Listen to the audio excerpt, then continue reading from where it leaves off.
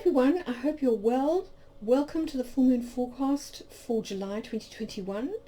So this is going to be your 2-week forecast for the waning moon that runs from that Aquarius full moon right through to the new moon that happens on the 8th of August. I'm going to cover, as usual, things like the Sabian symbol and look at the chart. So look at the lunar energies in particular, but then I'm also going to do the 2-week forecast where I look at the cosmic weather between now and that new moon, so that you can get an idea of some of the key dates to note in your diary with regards to cosmic weather.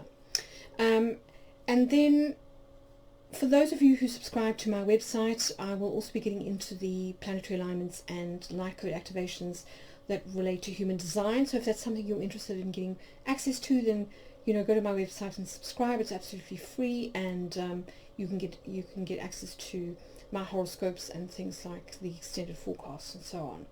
But anyway, let's get into the forecast and see what we can look forward to over the next 2 weeks. So in terms of overall energies, we're now moving from cardinal water to fixed air, so from yin to yang energy. So I think it's going to feel potentially a little bit jarring. We're kind of moving from the yin of emotions to the yang of intellect. So this is quite cerebral energy, and sometimes what that can do is it can shift us into a little bit of overthinking or overanalyzing or anxiety. So that's just something to be aware of, particularly in terms of the body. This is the mental energy of the third eye, and we are kind of talking here about things like scientific analysis, logic, detachment from our emotions, discernment when it comes to our habits and our particular unconscious stuff. And of course, Aquarius is ruled by Uranus, so we're talking about the archetypes of the rebel and the revolutionary, which are already, I think, constellating, certainly in terms of the external world and mundane astrology. I'm thinking here about the protests and riots we've had in South Africa and Cuba, for example, and the recent protests that happened in the wake of Freedom Day in the UK. So I think there's going to be a lot over the next 2 weeks around those themes. So interesting, just something to kind of bear in mind. And then, if we think about Uranian energy and Aquarian energy, it is very, first of all, it's very social, and secondly, it's very idealistic. It's all about, wanting to kind of have utopian ideals and sort of implement kind of heaven on earth in the sense of, a better society, better way of governing and all that kind of thing. And of course, it's very difficult sometimes to actually implement those ideals or those kind of dreams. And I think we're going to be very aware of that at this full moon because of the presence of Saturn in Aquarius, which is going to be quite close to the moon at the time of the opposition. So Saturn calls on us to, it needs things like structure, it wants order, it wants people to take responsibility instead of being kind of rebels without a cause. There's also the need for accountabilities, which you don't always get in groups. This kind of mob rule and the chaos that mob rule can bring when you have things like riots and so on.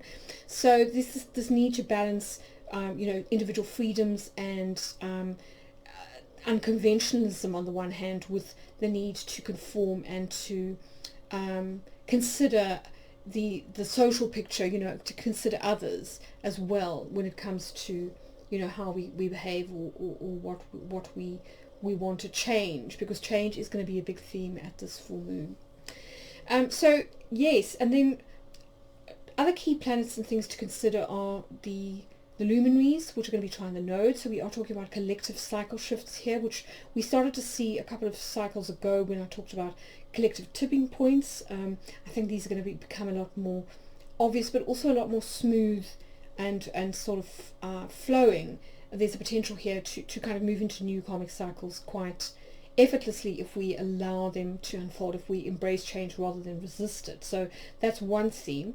And then Pluto will be returning to hexagram 61 in the crown center, from where it's going to be applying to a sextile to Neptune. Now this is going to key into the full moon because Mercury is trining Neptune on the same day as the full moon, and I think this is going to kind of throw into sharp contrast the difference between the third eye kind of knowing, which is, as I say, very much analytical. It's the kind of logical mind on the one hand, the sort of need to dissect and to it's almost the difference between, I love Richard Rudd's example. It's the difference between cups and swords.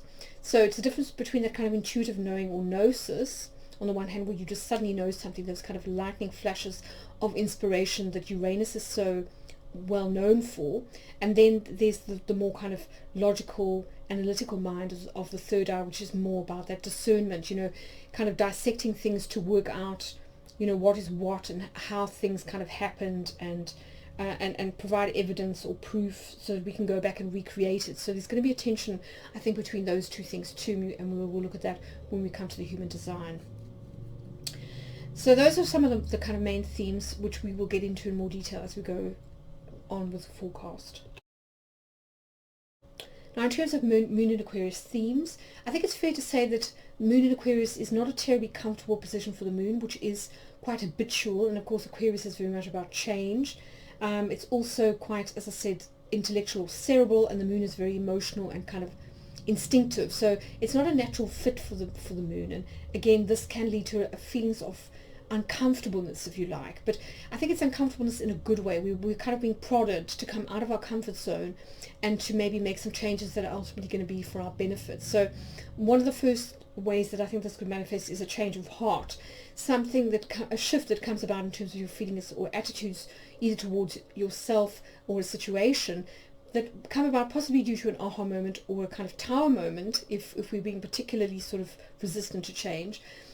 A realization that then calls on us to make changes that I think ultimately will be to our benefit. Other ways that it could manifest are, celebrating diversity in terms of your and others' uniqueness. And here we've got a huge tension, of course, between Leo, the need to feel special on one hand, to feel, like we're being celebrated as individuals, versus the Aquarian need, which is, although it's different, it's much more sort of social or collective. It's less about, it's about being a team player, essentially. And of course, there can be a huge juxtaposition between those two things. So it's about finding ways to sort of celebrate individual differences and diversity without necessarily detracting from the need to kind of come together when it comes to sort of shared values or the greater good, if you like. There's sort of the bigger picture. And I think this kind of keys into the next point, which is about shifts or revolutions in our everyday lives. So we are kind of undergoing quite seismic shifts at the moment, as particularly in the northern hemisphere, as we come out of lockdown, and for those that are in the southern hemisphere, as lockdown kind of tightens. And this does impact our everyday life, So Freedom Day here in the UK was on Monday, and I think this is quite a big shift that we have to kind of get used to again, not wearing masks, kind of going out, using public transport, possibly returning to the office, going on holiday, travel, what does all that kind of mean? It can be a little bit disconcerting and discombobulating, and potentially take a while for us to adjust to. So I think the 2-week period is always a good one, in terms of giving ourselves a chance to sort of make a shift. And, if that's not long enough, then think about the 3-month cycles, when it comes to the Moon. So I think that's something that may kind of constellate for us, is shifts or revolutions in our everyday lives.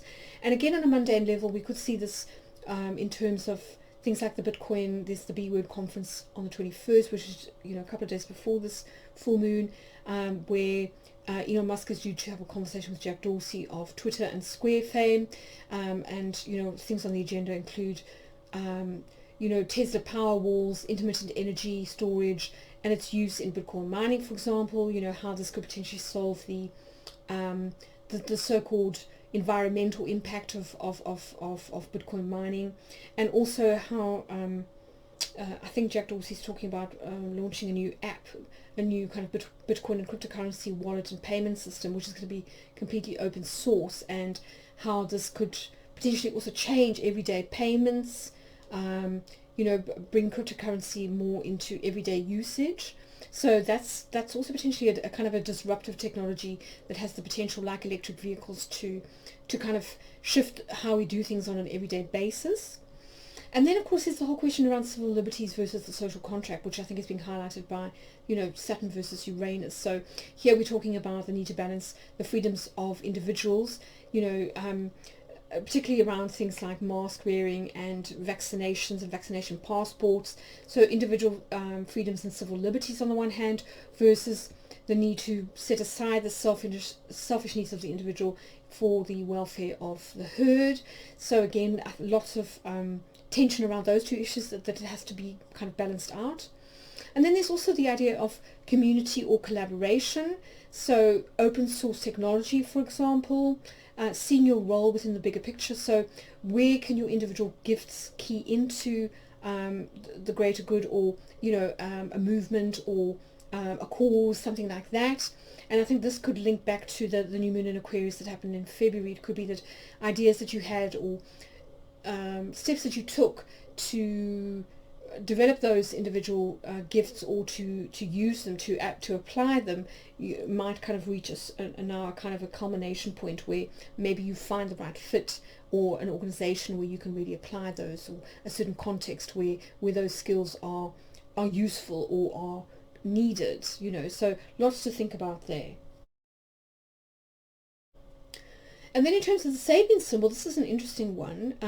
The full moon occurs in the second degree of Aquarius, which is an unexpected thunderstorm. So this is about the particular degree, and I find it really interesting, this idea of a thunderstorm. First of all, it ties in with the lightning bolt of Uranus, and for me, I can't help think of the lightning bolt that you get in, that kind of lights up the crown center in the Tower card in the tarot. This idea of this sudden moment of realization that then leads to old ways of thinking or old structures being dismantled and being replaced. So the aha moment, the breakthrough, and sometimes of course there needs to be a kind of a breakdown in order for there to be a breakthrough. And so it's interesting that we've got this idea of an unexpected thunderstorm, a kind of an unexpected calamity or an unexpected shift, like chaos theory, that one thing that then causes a domino effect and means that systems have to kind of change or adapt. And what I find so interesting about chaos theory is that it's about non-linear systems, but within that you have this kind of fractal reality where there is a certain kind of order, but it's not necessarily linear. And I think this ties in really, really nicely with the idea of the spiral, and also of how to sort of reconcile the sort of the intuitive knowing and the gnosis we were talking about earlier with Pluto being in the crown, and with these flashes of insight that Uranus is famous for on the one hand, and then the need to sort of integrate that into a more structured, logical, coherent system, if you like, in order for it to be incorporated into everyday reality. And then kind of on the converse side, of course, unexpected thunderstorms or unexpected events can sometimes be quite destabilizing. So, we have to also think about how we react in the case of a shock or something unexpected happening, a kind of a tower moment, that it doesn't knock us off kilter, the idea of emotional instability, because of course Uranus is a little bit erratic. The moon can also be a little bit fickle and also get stuck in habits. And of course, we're being kind of asked to embrace change now. So I think we also need to consider things like change management, how we respond to change in a way that's going to be constructive and help us to adapt to new circumstances, rather than lead to us sort of falling apart, kind of blowing up or collapsing in a heap, that kind of thing. So lots to consider here, and I'll leave you to pause the video if you want to read the keywords to see if anything sparks your intuition, but I'm going to press on with the rest of the forecast. So now we get to the chart for the Aquarius full moon, and there are a couple of things that I want to kind of highlight. So the first thing is that the sun and the moon will be trine to black moon Lilith. Now black moon Lilith is a hypothetical point in the moon's orbit. So it's essentially where the darkest part of the moon, it's like the dark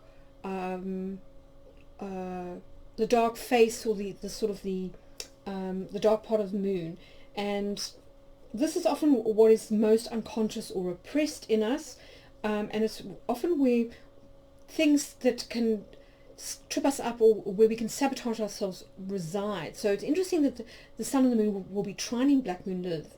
It suggests that there's an opportunity here for us to perhaps see these unconscious habits, perhaps through this flash of insight that we were talking about with Uranus, where we suddenly things are illuminated for us that we didn't see before, and it then allows us to perhaps identify and work with some of our more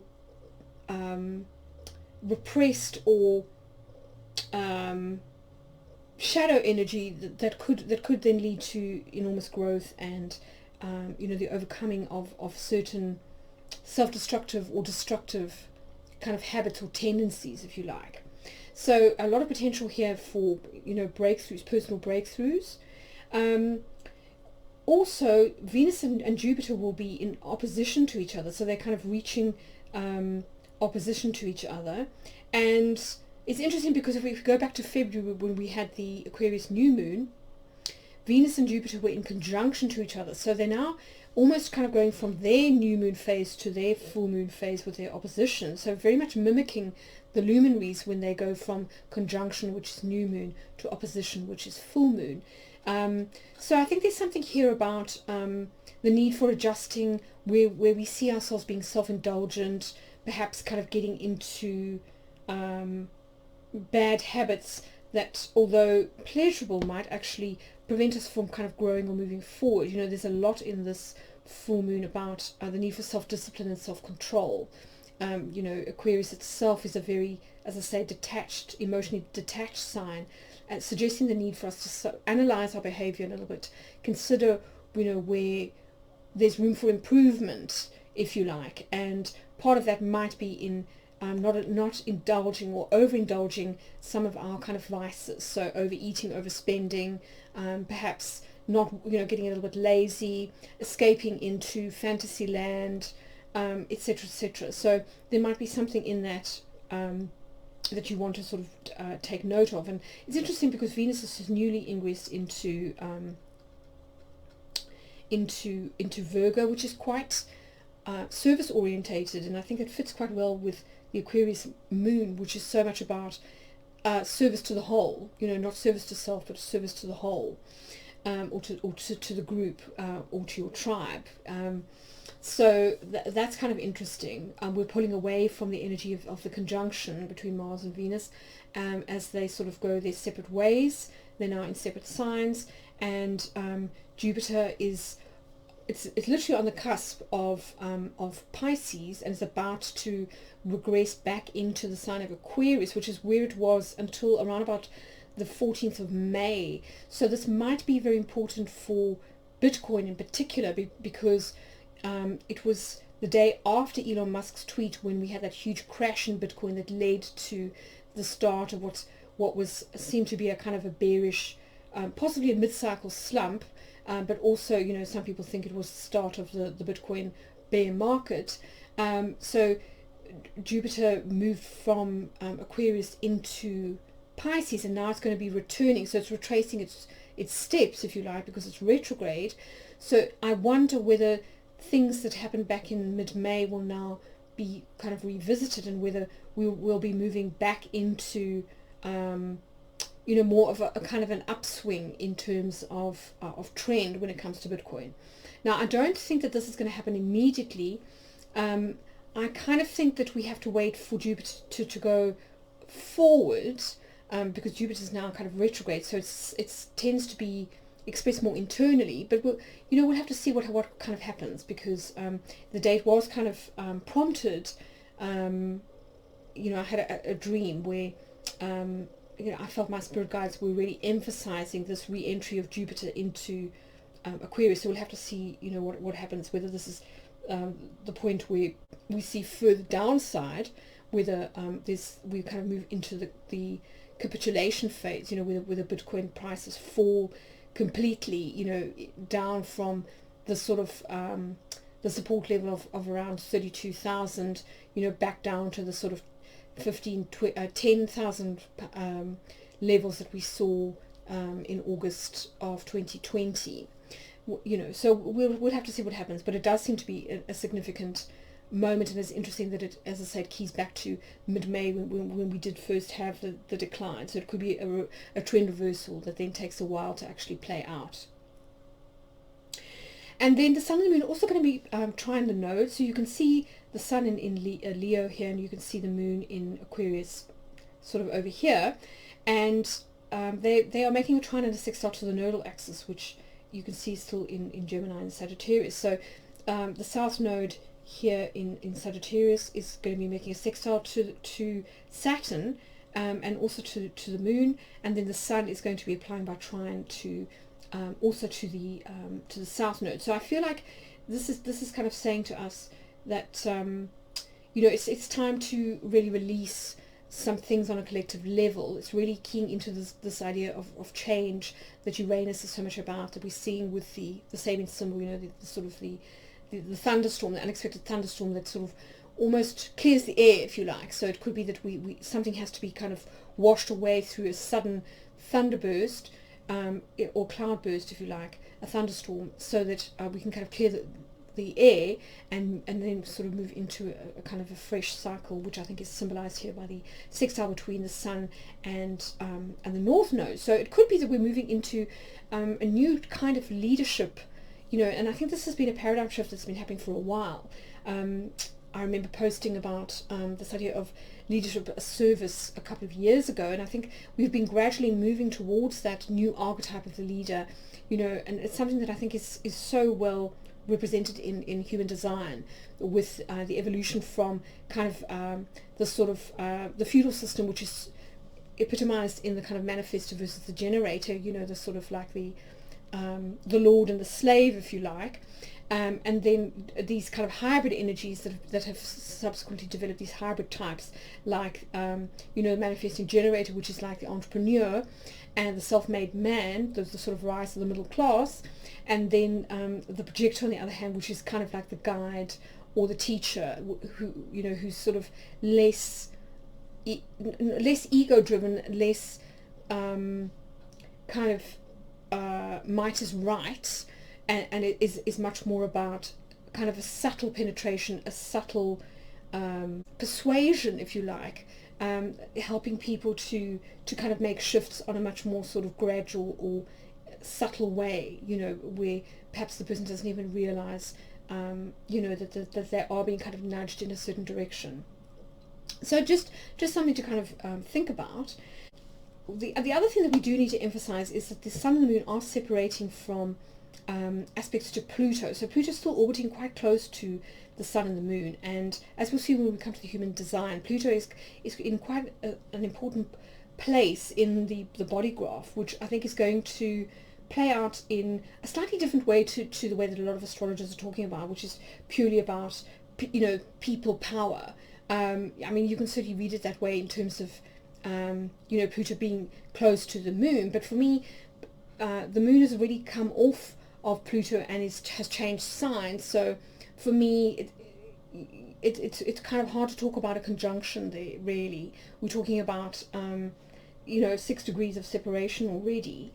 But even so, I think Pluto is going to play into the energy of this full moon because of its approaching sextile to Neptune. And as I said, Neptune in turn is going to be making a trine to Mercury on the same day as the full moon. So this energy will also be quite active. So we can see Mercury here in Cancer, and we can see Neptune in Pisces. So this for me kind of emphasizes the need to remain open to our more kind of intuitive promptings, our kind of non-linear ways of thinking, to the creative imagination, to promptings from our spirit guides, or from our kind of our right brain, if you like.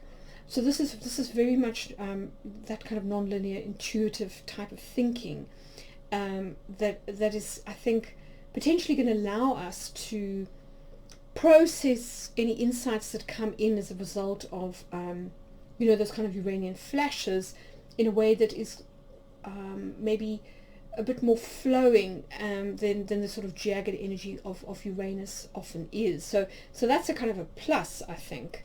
I think it's also going to be very important to pay attention to intuitive promptings, particularly because of the position of Pluto, which is in a similar place in the zodiac that it was for much of 2020 when the central channel in our crown was activated, and a lot of us who didn't have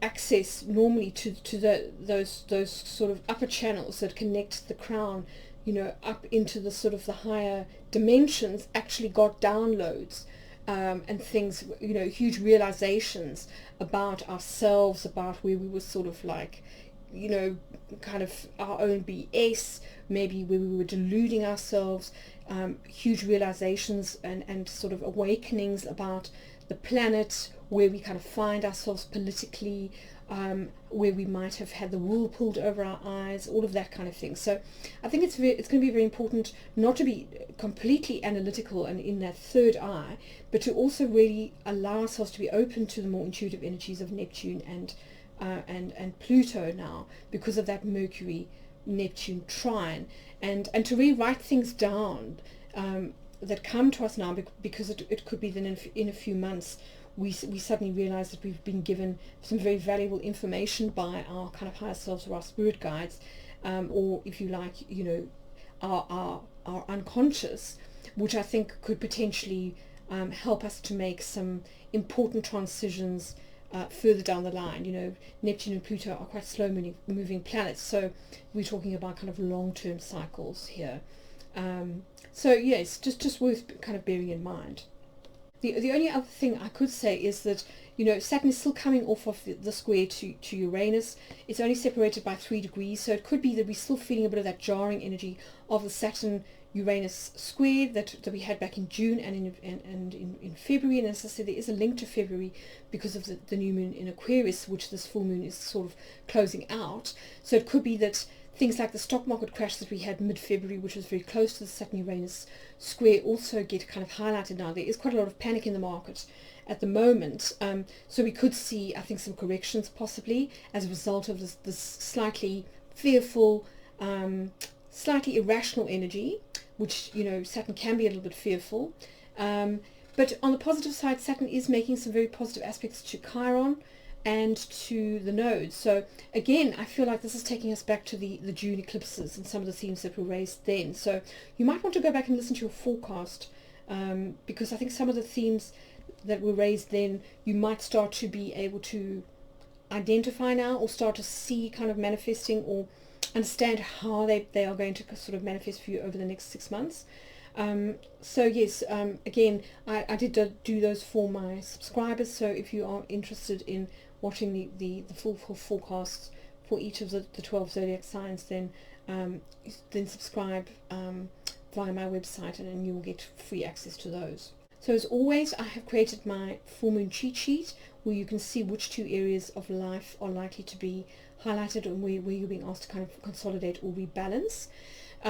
So again, the best way to read this is to look for your rising sign, and then to look at the polar opposite sign to see where the sun will be, and this will give you an idea of the 2 life areas that you're trying to sort of balance out or find harmony between. So for example, if you've got Aquarius rising, the moon will be in your first house of self-expression, physical appearance and health, which means that the sun in turn will be in your 7th house of significant others and partnerships. So you're really being asked to balance your own individual needs on one hand versus compromising in sort of one-to-one partnerships on the other. So anyway, I'll leave you to pause the video and to have a look at the cheat sheet in more detail, and I will press on with the forecast. Okay, let's turn briefly to the forecast for the upcoming 2 weeks of the waning moon cycle. So we start here on the 24th of July with the full moon in Aquarius. And you can see we've got that that Mercury trine to Neptune that I was talking about, which is exact at 1735 BST. So, as I said, this does have the potential to really encourage right brain thinking. So it's very intuitive, it's quite creative. You might get sort of, it might be a good thing for problem solving, particularly if you kind of go into free association and kind of non-linear ways of thinking. But yes, generally speaking, it's very good for any kind of creative work that involves the imagination, the creative imagination. It's about very accurate intuitive thinking in the sense that you're using the analytical mind, Mercury, and the intuitive capacities of Neptune, and also you're able to communicate it. So it could be that those people that are able to kind of channel and talk at the same time, kind of mediums, psychic mediums, have really good sort of sessions. And it's also great for musical work because Neptune is very lyrical. So that's another way that this could kind of work. Then the following day, Mercury makes an opposition to Pluto. So this is less sort of pleasant. It can bring about endings, mental intensity. You can have kind of power struggles on the sort of intellectual sort of sphere, somebody trying to kind of dominate you either verbally, talking over you. It can also lead to differences of opinion, amongst academics, kind of like a sparring match to the death, if you like. Sometimes it's associated with persuasive speech because of the kind of magnetic abilities of Pluto, but here we are talking, because it's a negative aspect, we are talking more about persuasion in the sense of manipulation or control. So there's more of an element of things like propaganda and of kind of spin, as opposed to more positive forms of persuasion like advertising. And then we go 2 days where there isn't very much happening at all, and we move to the 28th, which is when Jupiter finally regresses back into Aquarius. And as I said, this could be important for Bitcoin. It could be a moment when we start to see a trend change, although I don't really think that we'll see kind of positive developments in the sense of like a blow off top or a resumption of the kind of the real kind of bull momentum until Jupiter turns direct, which I think only happens later on in the autumn. But nevertheless, we may find themes from mid-May returning now, which is when Jupiter ingressed into Pisces. So, it was just something to kind of bear in mind. It's definitely about expansion using technology. It can sometimes be about inflation when we're talking about the sci-tech sector, if you're an investor, prices going up. But on a kind of more esoteric level, it's about, kind of seeking meaning, wanting to kind of inspire others to be a role model, and to be sort of inclusive and tolerant as opposed to divisive.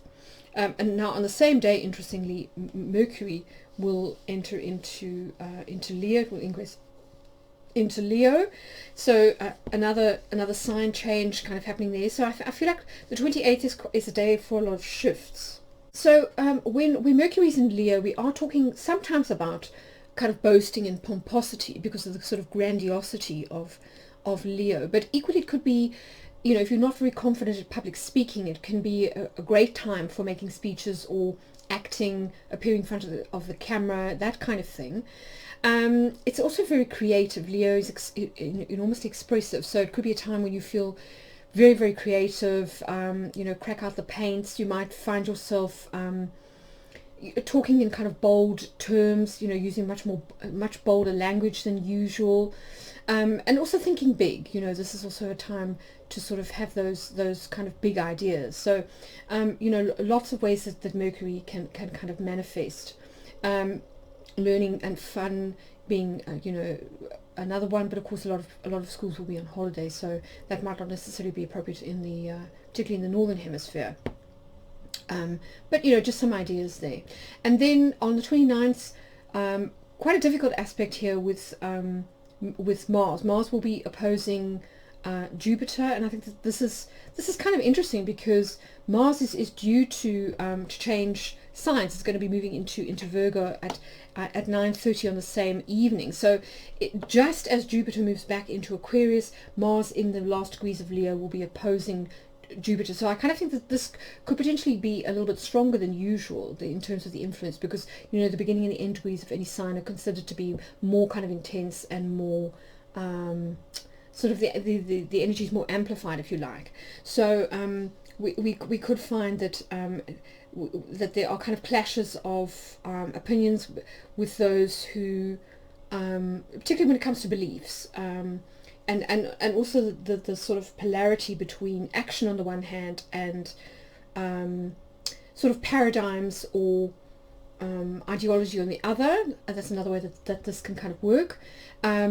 Sometimes it can be about might is right, although I kind of think that because Mars and Jupiter are on opposite signs of the zodiac, that it's less likely to sort of be about that. But certainly conflict, fighting, any kind of ego clashes are also entirely possible, because Jupiter can be a little bit pompous and a little bit opinionated on the one hand, give a lot of unsolicited advice, and Mars can be quite independent and strident, but often tactless and not very good at sort of doing things diplomatically, shall we say. It's just kind of all about brute force. So it'd be interesting to kind of see what happens in terms of things like protests and so on.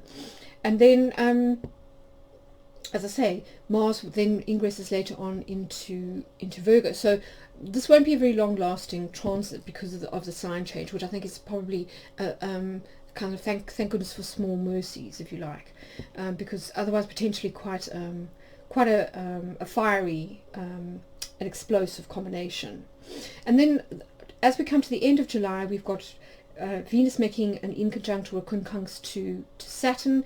Sometimes this can be about social adjustments. It can also mean having to change things in your social calendar. Generally speaking, quincunxes are about the need to make changes or adjustments of some kind. Maybe loyalties could be questioned. Sometimes this is seen as a sort of in the sense of friendships and that kind of thing, but I tend to see this as being either about money, creativity, or about values, that kind of thing. And then we move on to August. So we start August with an opposition between Mercury and Saturn. This can be often quite frustrating energy. Sometimes we can find that our speech is sometimes inhibited. We say and a lot, like I'm doing now. You can also find that your thinking is interrupted. Maybe you aren't able to think that clearly, or you kind of keep coming up against problems, or people keep throwing stumbling blocks or criticisms or kind of objections to whatever you suggest. There can sometimes also be, you can sometimes get a bit of pushback from bosses or elders, or organizations might make things difficult. So this could be about red tape, for example. But the Sun is going to be making a conjunction to Mercury, and that should offset this a little bit. So particularly if you have problems with a boss who's a little bit of a stick in the mud or a stickler for the rules, then you might find that there's another authority figure who can kind of come and intercede on your behalf, because the Sun is also about leaders. Generally speaking, it's a good time for self-expression, so communicating, writing, traveling as well, if you plan to sort of go on a nice summer or sun holiday. So it's about asserting yourself with clarity, and I think the key thing here is respect, particularly when it comes to objections raised by elders or opposition. I think the key is just to try and be as kind of tactful as possible, because as I say, Mercury in Leo can sometimes be a little bit pompous, so I think you just need to be a little bit careful about being overly opinionated, that kind of thing. So, and then the next day, the Sun moves to take the position of Mercury with the opposition to Saturn. So this happens at 7:14 BST. So this can be quite difficult. So this can be very often to do with kind of leadership issues, so politicians clashing, or opposition to government, or a prime minister kind of encountering issues with his ministers or his government, that kind of thing, or the civil service. It can also be about the need for steadiness and for being circumspect, not sort of exaggerating or promising too much, or being too boastful, that kind of thing. So a little bit of humility. And then on the Tuesday, the energy shifts quite nicely. We move into some lovely trines between Venus and Uranus here. So this could be really good for romance and creativity. This is often about kind of exciting and positive changes, either in relationships or in some creative projects. We also may get kind of sudden bright ideas for how to solve like a fashion problem, or you might decide to try something completely different when it comes to a hairstyle or an outfit, and it works, you know, really well. That kind of thing. Surprise messages, or you know, invitations from somebody who's an admirer. And then with Mercury making a sextile, I mean, a trine to Chiron, this is quite a healing kind of transit. So it's a time to really sort of tune into your kind of heart space. It's about listening to your body, and it's a potentially a very healing kind of aspect. So nicely offsetting the energy that we've got on the 1st and the 2nd, I think. So if you do have an argument or a clash with anyone, this is a good time to sort of kiss and make up, if you like. And then on the Wednesday, the Sun moves to do the same thing. So you can see the Sun and Mercury are moving quite close together at the moment. So the Sun moves to trine Chiron. Sometimes this is associated with spiritual awakenings. Again, also prophetic dreams, and I think just sort of inner shifts. You know, where you suddenly realize something that really helps you to kind of heal or to awaken to where you may have been feeling a little bit wounded. So having some really potentially important internal kind of shifts.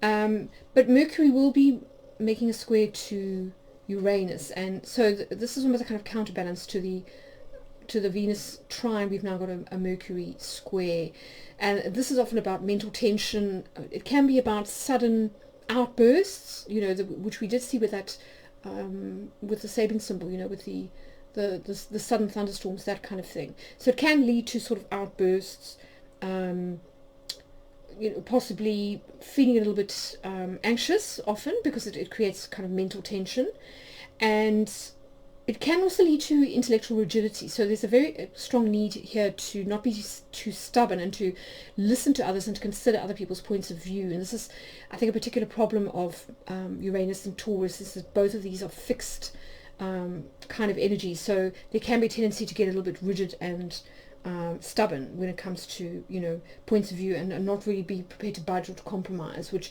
you know, can lead to sort of deadlocks and that kind of thing. So just something to be aware of. And then we don't really have much going on until we come to the new moon, which happens on the 8th. We just have another square between the Sun and Uranus, which, as I say, is the sort of progression from Mercury, because the Sun and Mercury are moving quite close together at this particular time. So this can sometimes lead to impulsive behavior, restlessness. It can also sometimes lead to sort of unexpected jolts, which are kind of like almost dense to your pride. That's what I sometimes find. So a little restraint and not being too impulsive, I think, is often a good anecdote that will sort of keep the worst of the square, you know, at bay. It will just I think temper any potential compulsive behavior that could end up you know, where you shoot yourself in the foot, sort of thing. You know, like being going for something new just for the sake of kind of going for something new, or, you know, like having a drastic haircut and then really sort of and then really regretting it afterwards, that kind of thing. Or yes, just making impulsive decisions very often, or decisions that are a little bit knee-jerk, and that come from a place of anxiety. So, you know, potentially here to be triggered as a result of pride, if you like. So worrying about what how you're kind of coming across, or just being a little bit too much in your head, I think is probably the best way to sort of explain that kind of energy. So those are the sort of overall transits to be aware of between now and the new moon. I hope you found that helpful. Good to pause and maybe note some of these down in your diary, if you like. And yeah, let's get on with the rest of the forecast. So we now move on to the fixed star aspects, and it's a little bit busier than last month. So first of all, the full moon will be conjunct a fixed star called Altair. Now this is in the neck of Aquila, I think is how you pronounce it, which is the eagle in Latin. And this particular constellation is very important in the the astrology of the US chart. So that's just worth bearing in mind, especially, given the whole idea of the eagle, which is the imagery of the eagle, which is so strong in the American sort of myth, if you like. So this could have resonances with events in the US, and here I'm thinking about developments kind of resulting from decisions that the Biden administration took, particularly in February around that new moon. So it could have something to do with stimulus, to the economy, or to policy changes that they were kind of mooting at that point. It may also have something to do with Cuba, because, as I say, we have had quite a lot of unrest that has spilled over into America, particularly in Florida and Miami, that kind of part of the country, because there are a lot of Cuban immigrants there. So, just something to sort of bear in mind, that things could kind of heat up. But, the eagle is not only associated with America, it's also very strongly associated with Rome, because this is... the eagle was associated with kind of leader gods, if you like, so like Zeus in the Greek pantheon, Jupiter, that's right, Jupiter. So Jupiter, or Jove, who was the sort of head god in the Roman pantheon. For this reason, the eagle is associated with it's kind of like the royal bird of Rome. So it's associated with kind of male sovereignty and with leadership. So like that kind of emperor energy, if you like, in the tarot. But also it's associated with carrying souls from bodies, like through the funeral pyres that were popular in Rome and so on, up into heaven. So almost a kind of a shamanic aspect here of a sort of like so essentially, a psychopomp. The sort of soul guide that can can take souls from, lead them up from their body back to the light, if you like, or back to their sort of their kind of oversoul in the spirit realms. So those might kind of resonate with you on some level. But I think the key thing here is that Altair is related to boldness and action, which I think ties into a lot of the kind of Mars transits that are around at the moment. So there may be this need, or this feeling, this urge to kind of take bold action. But the key thing with Altair is that it's also compassionate. It also has a conscience. So there's also this element of human connection and caring for others. So it's about taking action that benefits others, not just self. So it's very much about transforming divine inspiration into action, but not just for the sake of the self, but rather to sort of serve others, or to serve the greater good or humanity on some level. So again, tying into what we were talking about, with the polarity between Leo on the one hand and Aquarius on the other. If you think about the two extremes of that in terms of leadership, or of ways of being in the world, Leo on the one hand could be the king, the sovereign, or the tyrant, and then on the other hand you've got Aquarius that can be the sort of the team player, the collaborator, but also the sort of the anonymous kind of worker in terms of socialism, which is really about kind of stripping you of identity, and you just become a kind of cog in the wheel, if you like. So there are those kind of extremes, and really what you're being asked to do is to try and find a balance between those two things, kind of taking compassionate action, or doing something that makes a difference. So with the moon, it's often about admiring heroes, bold individuals and strong women, which is interesting because of course the moon is feminine, and also being moved by acts of bravery and courage during adversity. So it could be now that, as I say, because of those images around thunderstorms, that if there is sudden adversity that kind of arises, maybe commending or admiring, or sort of taking a leaf out of somebody's book who really reacts well to adversity, or kind of saves somebody, or does something courageous, and really sort of learning from that person's experience.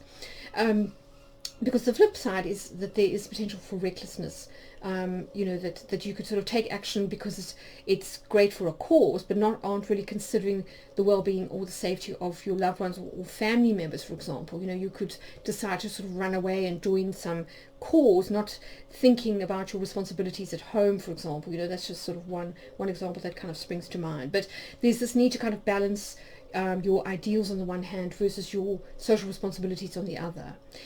Which I think ties into the sort of the Saturn-Uranus kind of tension, if you like.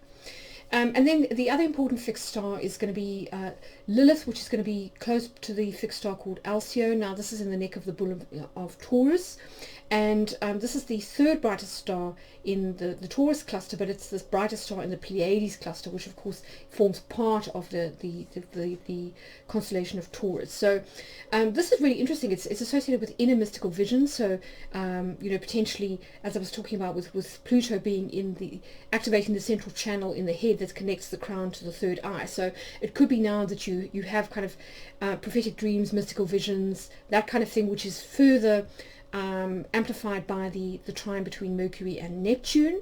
But the one thing to be careful of, and this is again a problem with that we see with Uranus and Taurus. Uranus is currently in Taurus, is that although these things can bring great insight, it can also tend towards judgment. So it's very important to try to sort of maintain an element of tolerance and compassion, not to kind of get into a narrow-minded, self-righteous kind of frame of mind.